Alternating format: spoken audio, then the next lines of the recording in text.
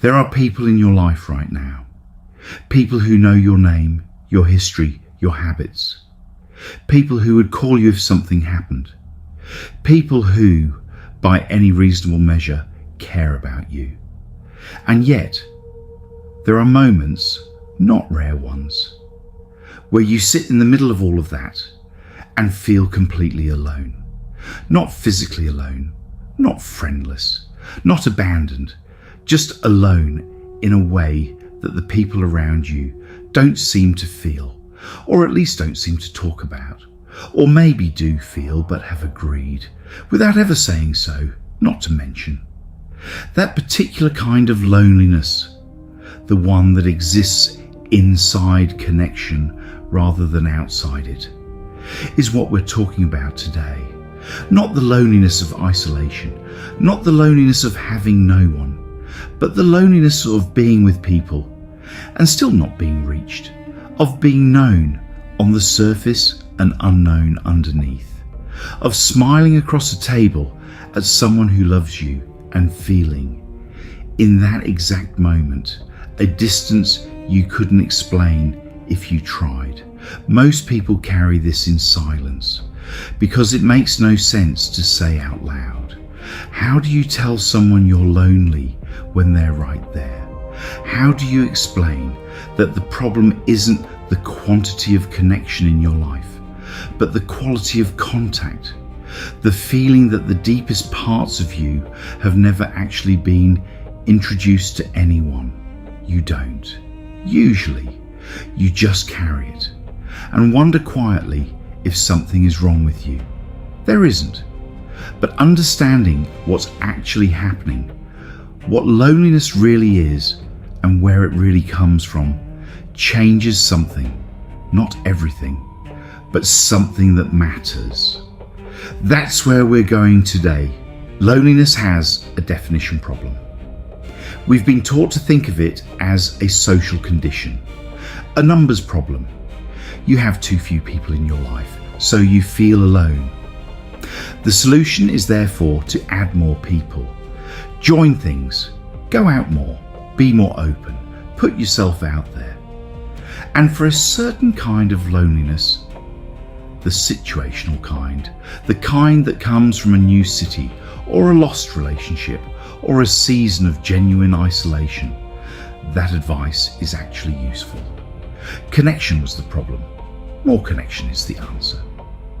But for the loneliness we're talking about today, that advice doesn't just fail. It sometimes makes things worse.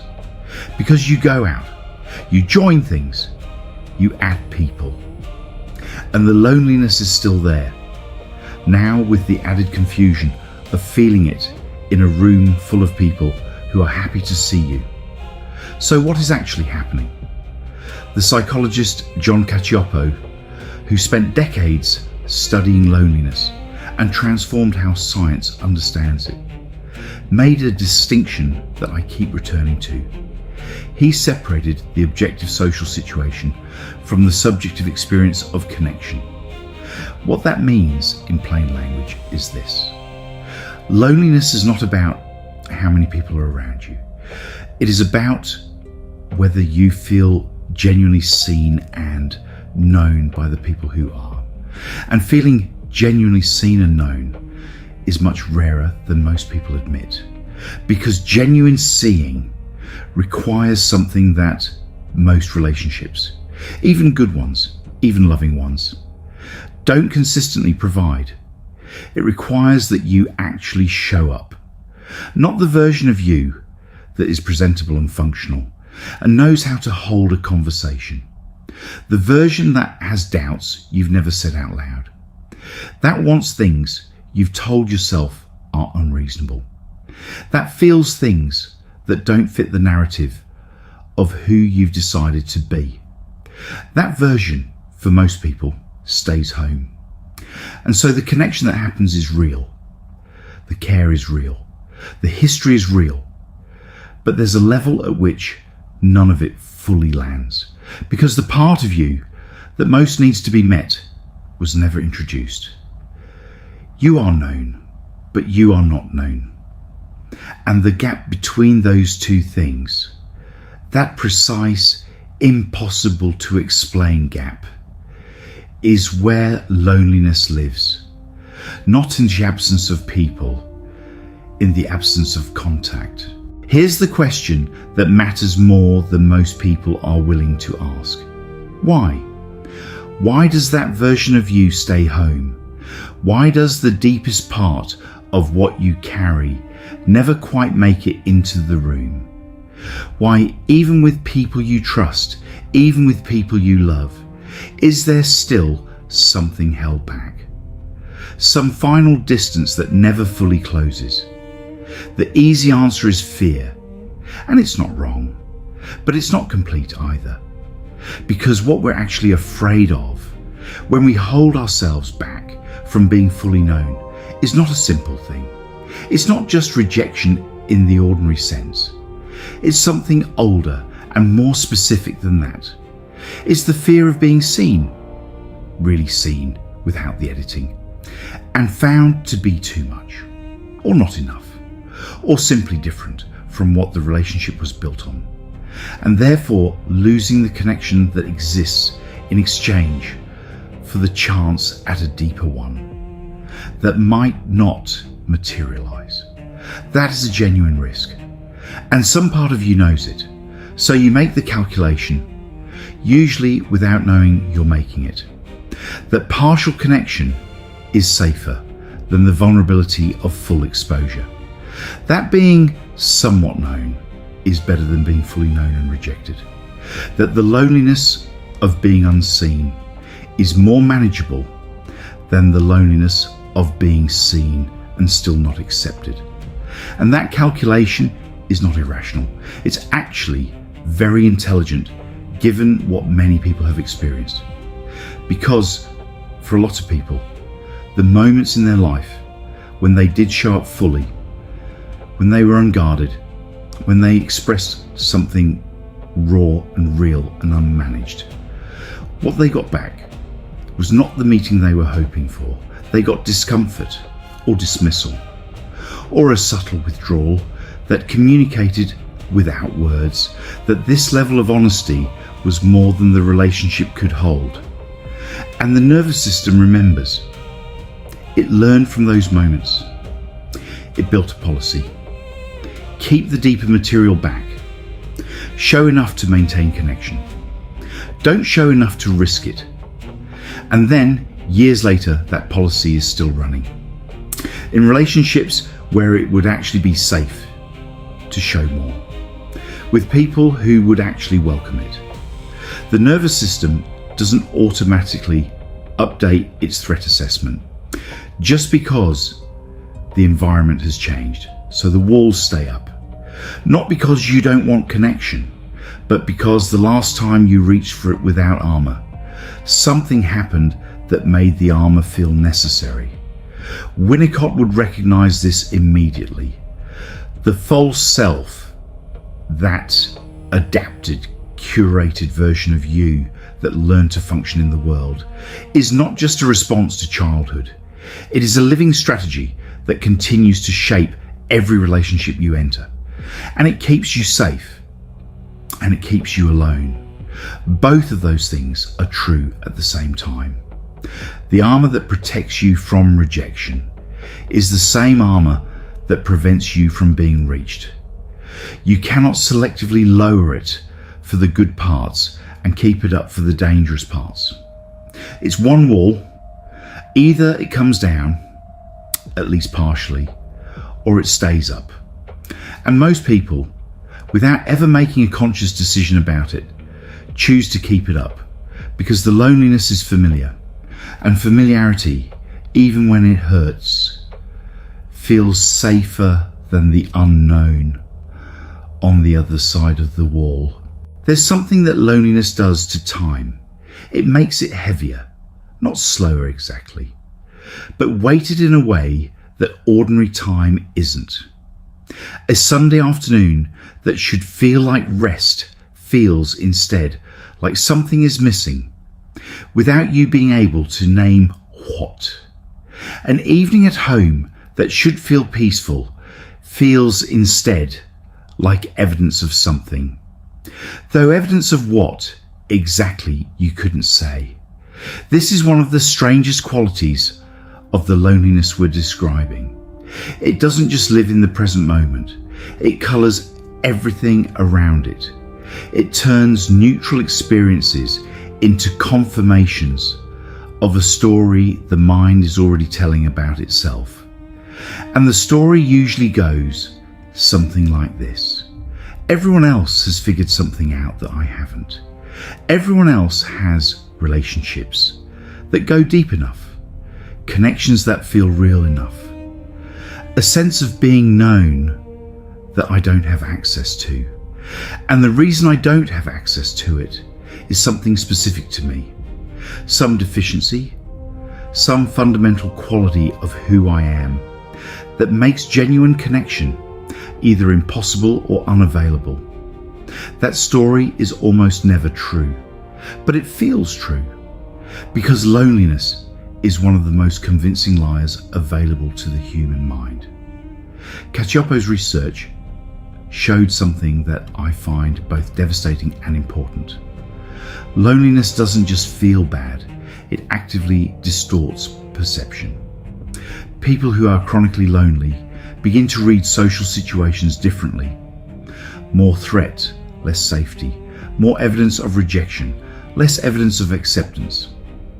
The nervous system, primed to expect disconnection, finds it everywhere, even in neutral interactions, even in moments of genuine warmth, which means the loneliness begins to perpetuate itself. The wall goes up to protect against rejection. The wall prevents real contact. The absence of real contact confirms the belief that real contact isn't available. That belief makes the wall feel more necessary. The wall goes up higher. And somewhere in that cycle, the original question, why am I lonely, gets replaced by a quieter, more devastating one. Is this just who I am? And that question, once it takes root, is very hard to dislodge because it shifts the problem from circumstantial to essential, from something that happened to something you are, from a condition that could change to a nature that cannot. Jung had a word for this kind of self-identification with a wound. He called it inflation of the complex, the point where a pattern that began as a response to something external becomes fused with a sense of self, where the adaptation becomes the identity. I am someone who doesn't connect deeply. I am someone who is fundamentally alone. I am someone for whom this particular quality of being in the world is simply true.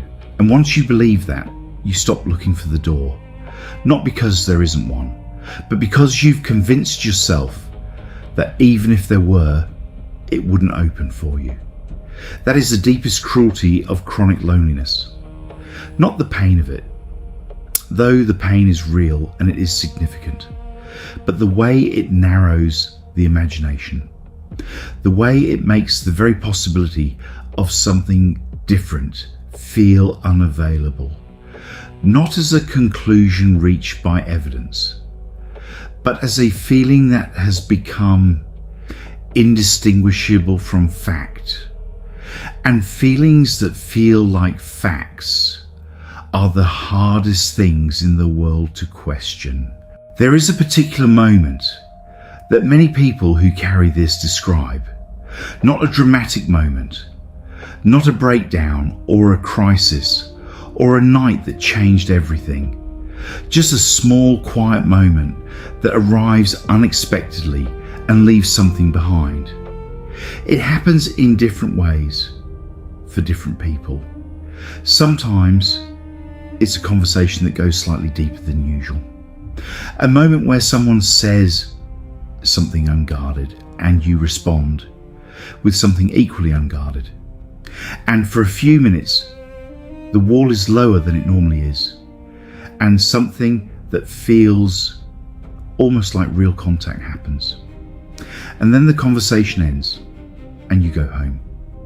And instead of feeling better, you feel worse. Because now you know it's possible. And the distance between that moment and your ordinary life feels suddenly enormous. Sometimes it's simpler than that. A book that describes your interior experience so precisely that you feel simultaneously understood and devastated. Understood because someone finally put words to something you've been carrying without language. Devastated because the person who understood you is a stranger who wrote the words in a different century and is not available to continue the conversation. Sometimes it's just a moment of stillness where the noise stops long enough for you to feel the full weight of what you're carrying. And what you feel is not sadness exactly. It's more like hunger, a deep, specific hunger for something you can't quite name but know you don't have enough of. That hunger is important because hunger is not pathology. Hunger is information. It's the body and the psyche communicating clearly, insistently, without apology, that something necessary is missing. And the question is not how to silence the hunger. The question is what it's actually hungry for. Because I don't think loneliness is ultimately hunger for people. Not exactly. The people are often already there. The loneliness persists anyway. I think loneliness is hunger for contact with yourself. And I want to be precise about what I mean by that, because it sounds abstract and it isn't. When you spend years presenting a curated version of yourself to the world, when the deeper material stays home, when the wall is consistently up, when the real responses get filtered before they reach the surface, something happens that is easy to miss. You lose contact with yourself. Not completely, not in a way that you would necessarily notice or name, but gradually the distance between who you present and who you are creates a kind of internal fog. You become slightly less certain of what you actually feel, what you actually want, what you actually think before the social editing begins. The true responses get slower. The curated ones get faster. And somewhere in that shift, the line between the two becomes harder to find. And then you're lonely, not just because no one knows you, but because you're not entirely sure you know yourself anymore. That is the loneliness underneath the loneliness. The one that no amount of social connection can touch. Because it's not about other people. It's about the distance that has grown between you and your own interior life. And until that distance begins to close, until you begin to make contact with what's actually there rather than what you've decided to present, the hunger won't ease, not because other people can't help. They can. Real connection with other people is genuinely healing and genuinely necessary. But it can only reach you if you're there to receive it. So what does it actually look like to close that distance? Not in theory, not as a concept, but in the specific texture of an ordinary day, because this is where most conversations about loneliness go wrong. They identify the problem with real precision and then offer solutions that live at a completely different level of abstraction. Be more vulnerable. Open up. Let people in. Find your tribe. And those things are not wrong, but they skip a step that is absolutely essential. You cannot let people in to a place you haven't been yourself. The work of closing the distance between you and other people begins with closing the distance between you and yourself. And that work is quieter, slower, and less social than most people expect. It begins with something as simple as this: noticing what you actually feel before you decide what you're supposed to feel. That gap between the raw response and the edited one is where the work happens, not in grand gestures of vulnerability, not in difficult conversations that require enormous courage, but in the small private moment before the social performance begins. What is actually here right now? Not what should be here, not what would be appropriate to feel given the circumstances, not what the version of you that has it together would feel. What is actually here? That question, asked honestly and repeatedly, over time begins to rebuild something. Not quickly, not dramatically, but the internal fog starts to thin. The true responses start to arrive a little faster. The line between what you feel and what you present becomes slightly more visible. And as that happens, as you begin to know yourself a little more clearly, something else becomes possible. You start to bring slightly more of that into contact with other people. Not everything, not all at once, not in ways that require the other person to be a therapist or a saint, but small true things, real reactions instead of performed ones. Honest answers to questions that usually get the automatic answer. A moment of genuine uncertainty instead of the confident presentation. These are not dramatic acts. They don't feel like breakthroughs when they happen. They feel awkward, slightly exposed. Like you said something you weren't supposed to say, and now you're waiting to see what happens. And sometimes what happens is nothing special. The other person moves on. The moment passes. The wall goes back up slightly. But sometimes, and this is what makes it worth doing, something small happens on the other side. The other person relaxes. Something in them recognizes what just happened, and they offer something back, something slightly more real than what they usually offer. And for a moment, brief, ordinary, unremarkable, two people are actually in the same room with each other, not performing, not managing, just present. That moment is not a solution to loneliness. It's not a cure. It doesn't resolve everything that has been built up over years of careful distance. But it is contact. And contact, real contact, however brief, does something that nothing else can do. It reminds you that the wall was not the only option. That on the other side of the careful management, something is possible that the management was specifically preventing. Not guaranteed, not always available, not without risk, but possible. And possibility, after years of feeling like connection of that quality simply wasn't available to you, is not a small thing.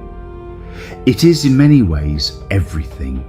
If you stayed with me through all of this, I want to pause here for a moment, not to break what we've been building, but because something needs to be said directly before we close. What we've been talking about today is not a light topic.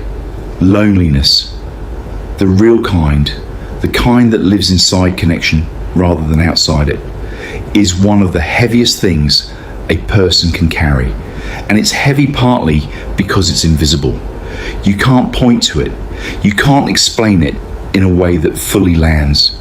And so most people carry it without ever having it named, without ever hearing someone describe it from the inside in a way that matches what they actually experience. If something in this conversation matched what you carry, I want you to know that's not nothing.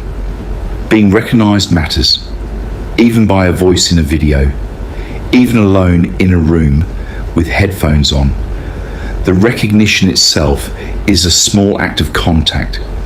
And if this channel is a place where that happens for you, subscribe, not as a formality, but because this is what we're here to do every week. To go to the places most people agree not to talk about, to name what usually goes unnamed, to sit with the hard questions without pretending they have easy answers. If that's what you're looking for, stay with us now. There's one more thing I want to say before we close, and it's the thing that I think matters most. More than anything else we've covered today, we talked about loneliness as a distance from other people. We talked about it as a distance from yourself. We talked about the wall, the armour, the curated self that keeps real contact from happening. But there's a question underneath all of that, a question that loneliness in its deepest form is always really asking. Am I the kind of person who can be known, not loved, not liked, not approved of, known? Is there something in me that, if seen clearly, without the editing, without the performance, without the careful management, would be worth staying for? That question is the real weight, and the mind, left to its own devices, tends to answer it the wrong way. The answer is not something the mind can provide, because the mind that has been running the wall for years is not a neutral judge of what's behind it. It has too much invested in the story that the wall is necessary, that what's back there is too much, or not enough, or fundamentally different from what connection requires. That mind will always find evidence for its own conclusions. The answer comes from somewhere else. It comes from the moments, small, unplanned, unremarkable, when the wall comes down slightly and something real passes between you and another person, and the world doesn't end, and the connection doesn't break, and the other person doesn't leave. Those moments are the answer, not as proof, not as guarantee, but as evidence that the story, the loneliness has been telling, that you are fundamentally unreachable, that real contact is not available to you, that the wall is the only protection against something worse, is not the complete truth. It never was. I want to tell you something about loneliness that took me a long time to understand. It is not the opposite of connection, it is the longing for it. And longing, real longing, the kind that aches, is not a sign that something is broken. It is a sign that something in you knows exactly what it needs, that the capacity for deep connection is not absent. It is awake, it is present, it has been present the whole time. The wall was never evidence that you couldn't connect. It was evidence that connection mattered enough to protect. Think about that for a moment. You built the wall because being close to people meant something, because being known meant something, because the possibility of real contact was valuable enough to guard against losing it. That is not a broken person. That is a person who understands at some very deep level what is actually worth wanting. And the path from here, the slow, non-linear, genuinely difficult path from the loneliness you know to the contact you're capable of, begins not with tearing the wall down. That is too violent and too sudden, and usually doesn't work. It begins with a door, a small one that you open slightly in a moment that feels manageable, with a person who has given you some reason to believe that what comes through might be received. And you wait, and sometimes nothing remarkable happens. And sometimes, in the quiet, ordinary, unremarkable way that the most important things always happen, something does. Someone sees something real and stays. And in that moment, something that has been braced for a very long time begins slowly to release. Not all at once, not completely, not in a way that resolves everything that has been built up over years of careful distance, but enough enough to remember that the hunger was always pointing somewhere real, enough to know that the wall was never the destination, enough to take one more step toward the door. That is where this ends, not with the solution, not with the promise, not with the assurance that it gets easier in any simple way, but with this: you're not too much, you're not unreachable, you are not the exception to something that works for everyone else. You are someone who learned very early that being known carried risk. And you were right, it does. But it is also the only thing that relieves the particular hunger you've been carrying. And you already know that. That's why you're still here. If this video reached something real in you, share it, not broadly. Think of one person, the one who you sense carries this quietly, who is surrounded by people and still somehow alone, who has never quite found the words for what they feel. Send it to them without explanation, they'll know. And leave a comment below. Tell me where this landed for you. Tell me what kind of loneliness you carry that we didn't quite name today. Tell me what you want us to go deeper on next. This channel exists because of that conversation. I'll see you in the next one.